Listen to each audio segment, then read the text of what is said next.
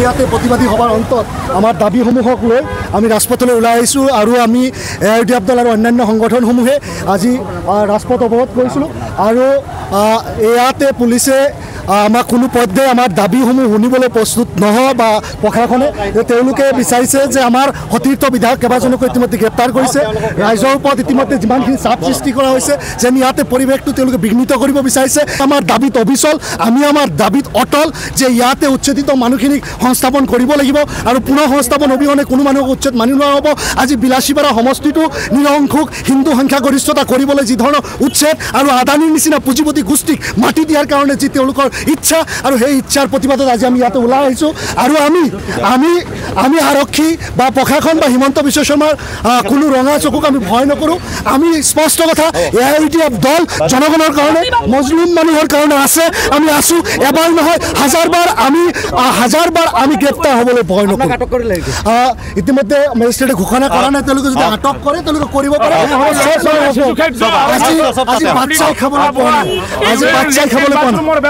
কিমান সময় লৈকে নকৰিব উচ্ছেদ বন্ধ ৰাখিব লাগিব সৰু সৰু ল'ৰা ছোৱালী বেবী ফুড কাৰণে আমাক তেখেতসকলে সমাব দিয়া নাই অমানৱীয়ভাৱে তাতে মানুহখিনি ঘৰ বাৰী ভাঙিছে বেবীৰ কোনো খোৱাৰ ব্যৱস্থা নাই তিৰপাল নাই পেচাব পায়খানাৰ ব্যৱস্থা নাই খোৱা পানী নাই মানুহখিনি তাতে থাকিব দিয়া নাই অত্যাচাৰ বন্ধ কৰিব লাগিব অত্যাচাৰৰ হিমা থাকিব লাগিব অত্যাচাৰ বন্ধ কৰিব লাগিব হেমন্ত বিশ্ব স্বৈৰাচাৰী স্বৈৰতন্ত্ৰ বন্ধ কৰিব লাগিব অত্যাচাৰ বন্ধ হ'ব লাগিব তাতে মানুহখিনি গৰু ছাগলীৰ দৰে তাতে ৰাখিছে আকৌ ওপৰৰ পৰা খেদিব বিচাৰিছে তাতে ঘৰ বাৰী ভাঙিছে একফালে আনফালে তাতে থাকিবলৈ নাই খোলা আকাশৰ তলত তেখেতসকলে আছে তাৰ পিছতো সেইসকলক অত্যাচাৰ কৰা হৈ আছে কোনো পেচাব পায়খানাৰ ব্যৱস্থা নাই খোৱা পানীৰ ব্যৱস্থা নাই বেবী ফুডৰ ব্যৱস্থা নাই তিৰপাল নাই মূৰৰ ওপৰত এই ৰদ বতাহ বৰষুণত সেইসকল আনফালে ঘৰ বাৰী ভাঙি দি আকৌ অত্যাচাৰ কৰি আছে তাৰ পৰা ওলাব লাগে আমি যাব বিচাৰিছোঁ আমাক সোমাব দিয়া নাই তাতে তেখেতসকলে এই স্বৈৰাচাৰিতা বন্ধ হ'ব লাগিব আন্দোলন আজি আৰম্ভহে যদি এইসকলৰ প্ৰতি জাষ্টিছ নকৰে এইসকল সংস্থাপনৰ ব্যৱস্থা নকৰে আজিৰ পৰা আন্দোলন আৰম্ভ হ'ল গণতান্ত্ৰিক পদ্ধতিতে আমাৰ আন্দোলন চলি থাকিব দীৰ্ঘম্যাদী আন্দোলনৰ কাৰ্যসূচী আমি ল'ম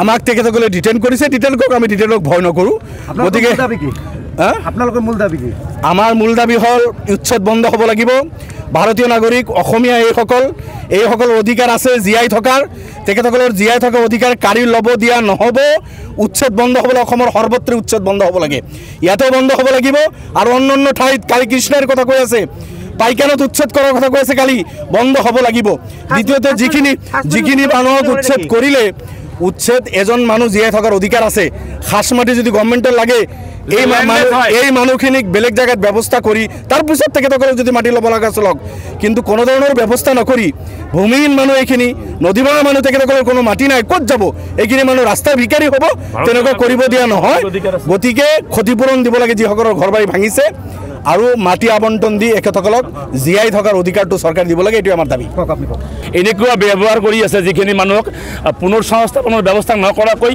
সিহঁতক এটা নদীৰ মাজত থৈ অহা হৈছে এইখিনিত কমপ্লিটলি এতিয়া মানে কল্যাণকামী চৰকাৰৰ এটা নীতি হ'ব নোৱাৰে যিহেতুকে এই মানুহখিনিক পুনৰ সংস্থাপনৰ ব্যৱস্থা কৰিহে উচ্ছেদ কৰিব লাগিছিল যদি তেনেকুৱা আছিল আৰু সিহঁতে ভাৰতীয় নাগৰিক হিচাপে যদি লেণ্ডলেছ হয় সিহঁতক পাট্টা দি কেনেহে উচ্ছেদ কৰিব লাগিছিল আৰু সৰু সৰু কণ ল'ৰা ছোৱালী তাত পেচাব পায়খানাৰ কোনো ব্যৱস্থা নাই এটা ব্যস্ত অঞ্চলত এই বেয়া বতৰৰ দিনতে সিহঁতক এটা বেয়া চৰ অঞ্চলত থৈ অহা হৈছে জবৰদস্তি কৰা হৈছে মানে সিহঁতক কোনো ধৰণৰ অন্ন বস্ত্ৰৰ বাসস্থানৰ ব্যৱস্থা নকৰাকৈ কেনেকৈ কল্যাণকামী চৰকাৰৰ কামে হ'ব নোৱাৰে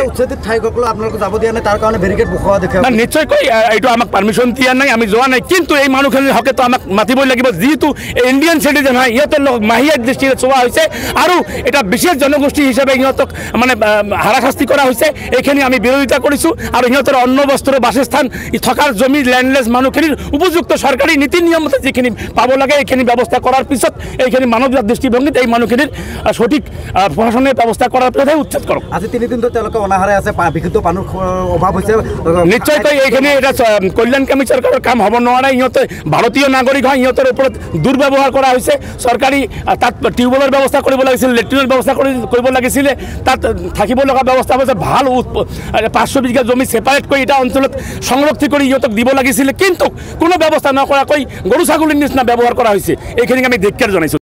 তেওঁ নিজে chief minister, home minister fail কৰিব বিচাৰিছে, ফেইল কৰিব আৰু আমাৰ কৰিব লাগে। আজি পদবৰদ ষ্টাৰ্ট কৰিছো। অহা দিনত সাংঘাতিক ধৰণৰ গণতান্ত্ৰিক আন্দোলন হ'ব, তাত কোনো কথা নাই, হ'বই হ'ব। অসম চৰকাৰে অগণতান্ত্ৰিকভাৱে এটা জাতিক টাৰ্গেট কৰি পৃথিৱীৰ কোনো চৰকাৰে আজিলৈকে এনেকুৱাকৈ আপোনাক উচ্ছেদ কৰা নাছিলে। এটা জাতিক টাৰ্গেট কৰি উচ্ছেদ কৰিছে, মেডি মাটিৰ পৰা উচ্ছেদ কৰিছে। আমাৰ দাবী, UDFৰ দলৰ পৰা আমাৰ দাবী যে যিসকল মানুহ আপোনাৰ উচ্ছেদ কৰিছে, উচ্ছেদ কৰাৰ আগতে আপোনাৰ পুনৰ সংস্থাপন কৰিব লাগিব, তাৰ উচ্ছেদ কৰিব লাগিব। এতিয়া আমি উচ্ছেদ কৰিব আমি নিদিওঁ। আমাৰ মাননীয় মুখ্যমন্ত্ৰী ডাঙৰীয়াই আপোনাৰ সমাজত যিটো বিশৃংখলা সৃষ্টি কৰিব হৈছে, আমাৰ এই মানুহখিনিক মাৰি শেষ কৰিবৰ কাৰণে ব্যৱস্থা কৰিব কৰিছিল। তেখেতসকলক আমি ধিক্কাৰ জনাইছোঁ। এই চৰকাৰে আপোনাৰ মুছলমান মানুহক টাৰ্গেট কৰি কৰি অন্যায় কৰি আছে। আল্লাহ ওপৰত বিচাৰ কৰিব। প্ৰতিবাদী কাৰ্যসূচী আমাৰ দাবী এটাই আছে, যিসকল এতিয়ালৈকে উচ্ছেদ বন্ধ কৰিব লাগিব আৰু উচ্ছেদ কৰাৰ আগতে পুনৰ সংস্থাপন দিব লাগিব।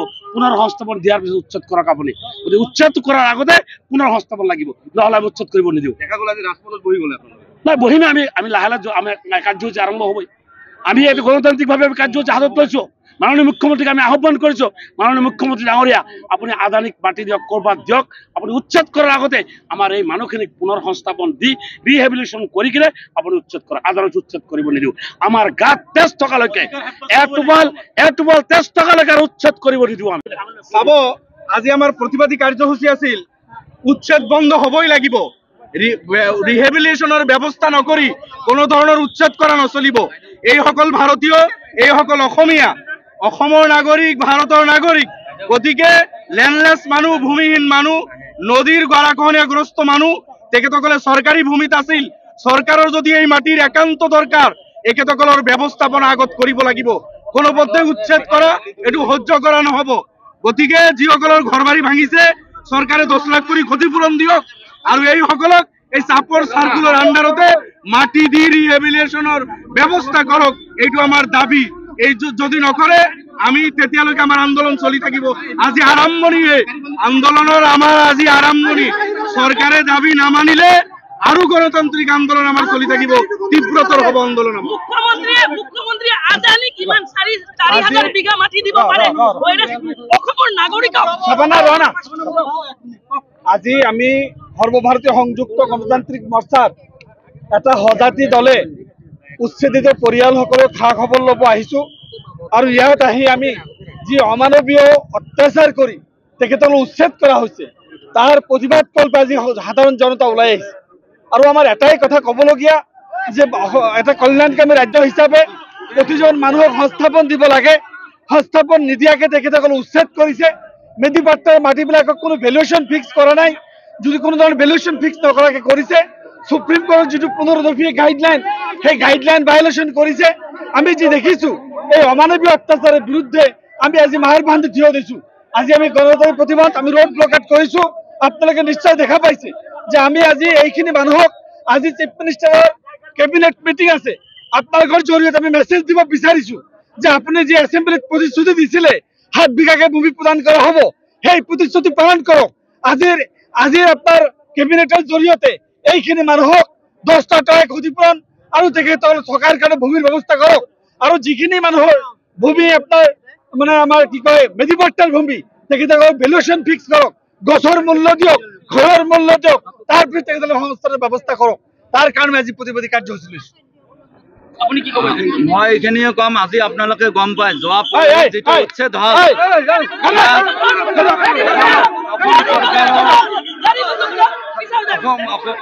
অসম চৰকাৰৰ মাননীয় মুখ্যমন্ত্ৰী ডাঙৰীয়া সংবিধানৰ নামত শপত খাই এটা কমিউনিটিক লক্ষ্য কৰি যি উচ্ছেদ চলাইছে, এইটো অমানৱীয়। আমি ধিক্কাৰ দিছোঁ, গৰিহণা জনাইছোঁ।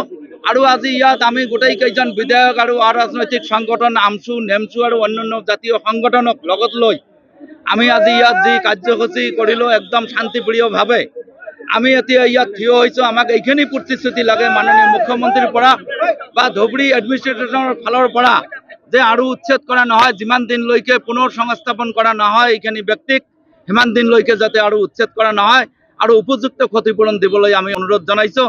এইখন অগণতান্ত্ৰিক চৰকাৰ আৰু যদি ইয়াৰ কোনো ব্যৱস্থা নহয় আজিৰ আমাৰ সৰুবাদ ইয়াৰ পিছত আমি আৰু অধিক সক্ৰিয়ভাৱে আন্দোলন কৰিবলৈ বাধ্য থাকিম মুখ্যমন্ত্ৰীয়ে যদি আইন শৃংখলাৰ 100% অৱনতি বিচাৰে তেতিয়াহ'লে তেওঁৰ অমানৱিক উচ্ছেদ চলাই যাব আৰু যদি সকলোকে লৈ সম্প্ৰীতিৰ এখন অসম বিচাৰে তেতিয়াহ'লে এই মানুহখিনিৰ ন্যায্য দাবী মাটি দিব লাগিব মই আকৌ অনুৰোধ কৰি আছো এজন মুখ্যমন্ত্ৰী হিচাপে আমি এজন সদনৰ নেতা হিচাপে তেওঁক অনুৰোধ কৰিছো আজিয়ে কেবিনেটত সিদ্ধান্ত ল'ব লাগে মানুহখিনিক মাটি দিব লাগে আৰু তেওঁলোকৰ পুনৰ্বাসনৰ কাৰণে এককালীন ক্ষতিপূৰণ দিব লাগে এই দুইটাই মেজৰ দাবী আমাৰ দেখা পোৱা গৈছে বজেৰালকাত তেখেতসকলক মাটি প্ৰদান কৰিছে চৰকাৰে সবেক দিয়েতে আমাৰ কোনো আপত্তি নাই বাকি না এইটো কোৱা নাই বেলেগ জায়গাত যদি কোনোবা আপাৰ আসামত কাকবা দিছে মাটি তাত আমাৰ ক'ব লগা একো নাই কিন্তু মাটি যদি দিব লগা আছে মানুহ থাকাৰ যোগ্য মাটি দিব লগা হ'ব মানুহক দেখাবৰ কাৰণে মাটি নালাগে দিব কাৰণে ইউজৰ কাৰণে দিব লাগে থেংক ইউ আন্দোলন ইমানে তীব্ৰ হ'ব এটা টাইমত মুখ্যমন্ত্ৰীৰ কণ্ট্ৰলৰ বাহিৰত গুচি যাব আপুনি বিচৰা বাতৰি পাব কেৱল নিউজ 18 এপত নিউজ 18 এপ ডাউনলোড কৰিবলৈ স্ক্যান কৰক এই QR কোড গুগল প্লে ষ্টৰতো পাব এই নিউজ 18 এপ